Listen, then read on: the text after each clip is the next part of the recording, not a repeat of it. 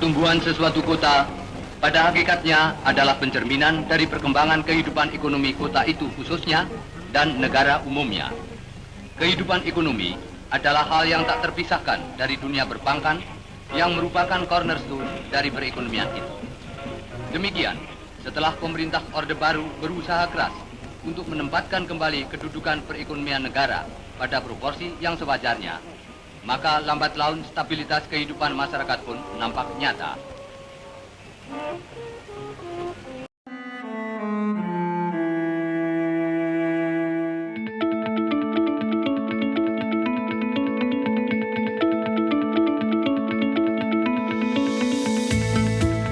2 Oktober 1998, Bank BUMN terbesar di Indonesia, Bank Mandiri, didirikan. Cikal bakal Bank Mandiri bermula dari krisis ekonomi yang mendera Indonesia di medio tahun 1997-1998. Krisis ekonomi kala itu turut menghantam sejumlah sektor utama perekonomian, termasuk sektor perbankan. Untuk menanggulangi krisis, pemerintah perlu melakukan restrukturisasi bank yang dinilai tidak sehat, baik bank umum milik pemerintah maupun bank swasta lewat bantuan Bank Dunia, ADB, dan IMF. Bank Mandiri adalah hasil penggabungan 4 bank yang direstrukturisasi, yakni Bank Dagang Negara, Bank Bumi Daya, Bank Ekspor Impor Indonesia, dan Bank Pembangunan Indonesia. Pasca penggabungan keempat bank ini, Bank Mandiri perlahan-lahan melakukan konsolidasi internal. Direktur Utama Bank Mandiri kala itu, Robi Johan, melakukan sejumlah langkah restrukturisasi yang cukup besar, diantaranya memangkas 8 ribuan pegawai dan menutup 194 cabang. Salah satu momentum besar yang dialami Bank Mandiri terjadi pada 14 Juli 2003 saat pemerintah Indonesia melepas 20% kepemilikannya di Bank Mandiri melalui skema IPO. Dan hingga saat ini, porsi kepemilikan saham pemerintah Bank Mandiri hanya sebesar 60%. Sisanya sebesar 40% dimiliki oleh publik. Setelah berdiri lebih dari 21 tahun, saat ini Bank Mandiri telah berubah menjadi salah satu konglomerasi keuangan terbesar. Bank Mandiri tercatat memiliki 11 anak usaha yang bergerak di industri keuangan, diantaranya Mandiri Syariah, Bank Mandiri Taspen, Aksa Mandiri, Asuransi Inhold, Mandiri Sekuritas, dan Mandiri Kapital. Tak hanya itu, aset Bank Mandiri pun semakin tumbuh dari tahun ke tahun. Jika pada tahun 2014 aset Bank Mandiri hanya sebesar 855 triliun rupiah, maka pada semester pertama tahun 2019, aset Bank Mandiri sudah mencapai sekitar 1.235 triliun rupiah. Ini sekaligus menjadikan Bank Mandiri sebagai salah satu bank BUMN dengan aset terbesar di Indonesia. Bank Mandiri adalah sebuah bukti jika proses transformasi bisnis bank yang dilakukan secara bertahap dan terus beradaptasi dengan kebutuhan pasar akan membuatnya terus berada terdepan, terpercaya, dan bertumbuh bersama para nasabahnya.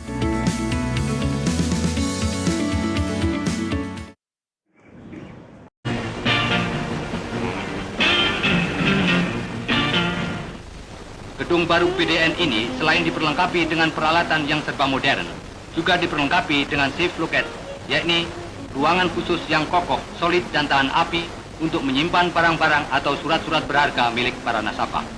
Berpuluh-puluh kotak-kotak dari logam berderet di dinding ruangan khusus ini yang hanya dapat dibuka dan ditutup dengan 2 buah kunci sekaligus. Sebuah kunci dibawa oleh nasabah yang berkepentingan, sedangkan yang sebuah lainnya dibawa oleh petugas bank.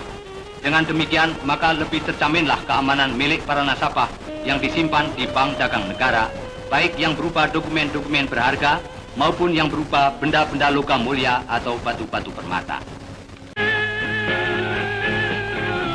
Juga di pusat lalu lintas perdagangan, yakni di Jakarta Kota, Bank Dagang Negara telah lama mempunyai kantor cabangnya. Sebagai bank umum dan divisa, Bank Dagang Negara telah lama dikenal di kalangan usahawan umumnya dan para nasabah eksportir khususnya sebagai bank ekspor.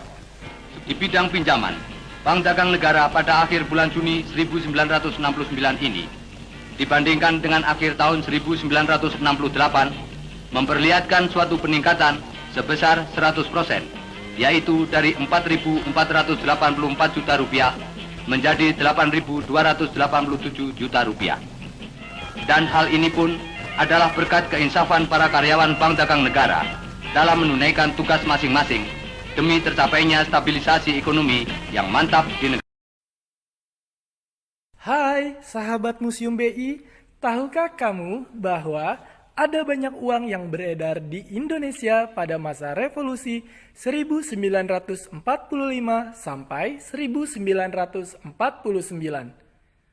Pada era penjajahan Belanda, terdapat dua jenis mata uang yaitu uang pemerintah kolonial Hindia Belanda dan uang de Java Sebang. Ketika Jepang berkuasa, mereka pun mengeluarkan uangnya sendiri yang disebut uang invasi. Walaupun Jepang melarang peredaran uang DJB dan pemerintah kolonial Hindia Belanda, masyarakat tetap menggunakan uang tersebut sebagai alat tukar. Ketika Indonesia merdeka, Indonesia harus menghadapi inflasi akibat beredarnya tiga jenis uang. Permasalahan peredaran uang semakin sulit saat Belanda datang kembali ke Indonesia dengan nama nikah dan membawa uang mereka yang disebut uang merah pada tahun 1946. Pemerintah Republik pun meresponnya dengan mengedarkan ORI, Uang Republik Indonesia. Namun, peredaran ORI saat itu terhambat, sehingga setiap pemimpin daerah mendapatkan mandat untuk mengedarkan uangnya sendiri dengan sebutan Uang Republik Indonesia Daerah atau ORIDA. Dari berbagai kenyataan di atas, pemerintah Republik Indonesia dengan ORI dan berbagai jenis ORIDA melakukan perang uang dengan menghadapi uang pemerintah kolonial Hindia Belanda, uang DJB baik uang lama dan baru, uang Jepang, dan uang nikah. Meskipun begitu, nasionalisme masyarakat Indonesia menyebabkan mereka lebih memilih ORI dan ORIDA dalam kehidupannya sehari-hari. Semangat kemerdekaan membawa mereka rela menghadapi ancaman yang dilakukan oleh Belanda terhadap penduduk Indonesia. Dengan ORI dan kemudian ORIDA, Indonesia menunjukkan di mata dunia bahwa negeri ini adalah negeri berdaulat karena memiliki uangnya sendiri. Demikian informasi fakta unik kali ini. Terus dengarkan dan nantikan konten fakta unik lainnya di medsos Museum Bank Indonesia.